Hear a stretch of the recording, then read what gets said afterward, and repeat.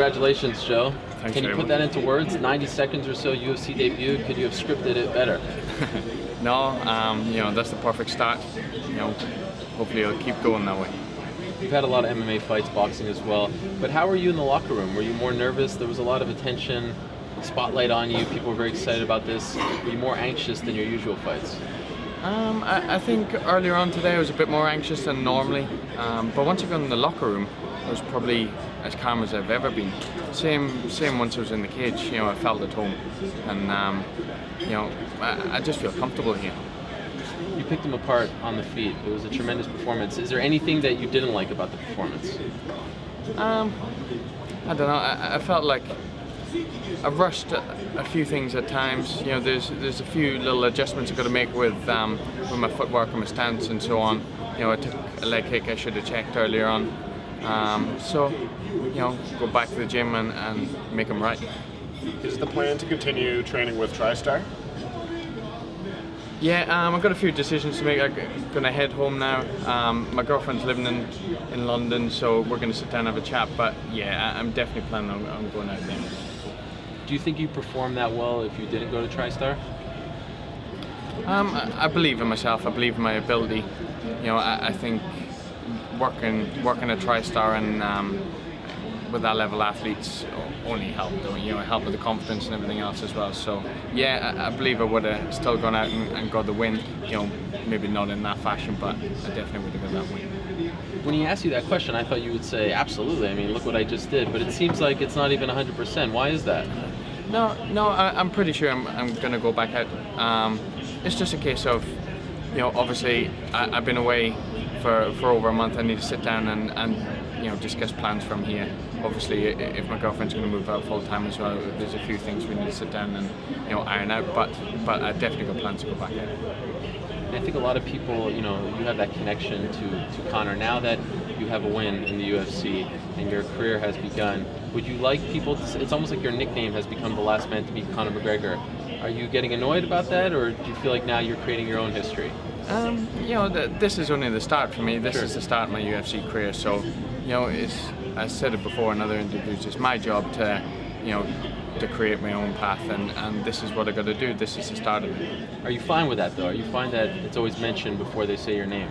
Yeah, it comes with the territory. Obviously, look how well Conor's doing. I expect that. He's fighting for the world title against Jose Aldo. So people's going to make a big deal of it, even if it was 4 or 5 years ago. So, it's no big deal to me. To be honest, it's all in the past. I'm looking forward. I'm not looking backwards. Do you want to be put on the fast track? Like, do you want to be rushed into that, big slot on a card, or do you want to take this slow? I'm just going to do as I'm told. I'm here to fight. I'm not here to ask questions. Whoever's put in front of me, that's where I got to be. I think some people might forget that you're not in the same weight class. In the back of your mind, though, that's the money fight, right? So what are you thinking? Is there a chance you could go to 145? Do you need to wait for him to go to 155? Like, that's the fight I think everyone is anticipating. I spoke with Eric O'Keefe and Faraz during this camp, and they think I could make 145 quite comfortably. I've been working with George Lockhart with this cut, so it's the first time I work with someone of that caliber. So I think in the next few months we'll have a good idea where I'm going to be based, and I'll go from there. So there's a chance your next fight's at 145? Is that... Yeah, there's a chance. Nothing's definite. Right. I'm just gonna speak to Lockhart. I kind of put it to the back of my mind for now, because I wanted to make sure I was fully focused on this fight. I don't want to take my eye off the ball. So now that's over. Again, when I get backstage, I'll have to sit down with Faraz. We'll have a little chat about it, and hopefully I'll get to speak to George later on as well, and we can discuss it as well. Can I ask more? Okay, I'm going to keep going. Is there an opponent, regardless of the weight class, that you like next? Not particularly. No, that's it. I'm not a massive, follower of every fight ins and outs. I just like to concentrate on my own game and improve in that. So, whoever they put me in with is the fight that's going to happen. And does a part of you almost feel like, man, with how good this debut was. I can hang in the UFC. I wish I did this a couple of years ago, like the other Irishman that came. No, I believe this came at the right time.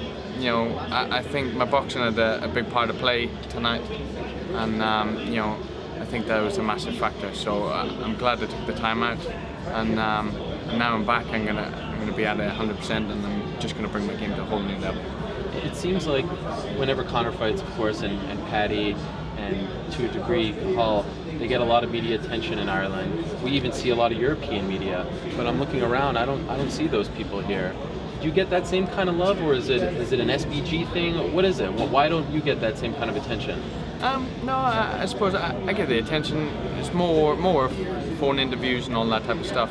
You know, but the minute they got the big fights coming up as well, obviously Conor fighting for the title, I'm assuming most of the media, you know, probably need to get funding to come out to these things, so they're probably going to sit tight and wait for that one, you know, which you can't blame them. This is only my debut, and obviously on the prelims of a massive card, you know, but it's still, you know, it's not a headlining fight. So, you know, for now I'm starting at the bottom, and I'm assuming as I go along, you know, there'll be more media here. But they were showing you the love. They were still covering you. Yeah. That's it. I can't fault the media back home. They're all good as gold. Anything I need, or anytime I need an interview, or you know, whatever, they're good as gold. And just one more. You have a few European cards coming up. The UFC has European. Poland is probably booked, but there's Scotland coming up, which is relatively close to home. Do you prefer to fight here in the States, or do you want to fight on a European show? Because sometimes, you know, the European fighters get a lot more love and attention on those. I'm not too bothered. Okay. You know, I quite like being out here. I think it's good. It's good to be out of your comfort zone, be away, and do different things. You know, that's what this game's all about. It's about seeing different places, and you know, it's regardless where you are in the end, you're still in that octagon. Do you have any timeline? It doesn't look like you took much damage out there. Do you have a time when you'd like to be back? Not yet. That's it. I'll have a chat with Faraz and Eric, and you know, we've got a few discussions to make, and we'll just go from there. I'll leave it in their hands. Jumping on that, Conor and Jose, you talked a little bit about it. Do you have a prediction for the fight? Do you have an outcome, or are you just leaning towards the Conor, or do you have you think Jose's too much for him? No, I said it from day one. I think Conor takes him out inside 3. Conor's got incredible timing. You know, he shots well. I think southpaw is definitely an issue. Obviously Jose likes his inside kicks, but the way Conor's stance is, you know, I think he'll check them kicks. And I think Conor's more relaxed. I think his cardio will see him through also. So, you know, I think he'll take him out inside 3.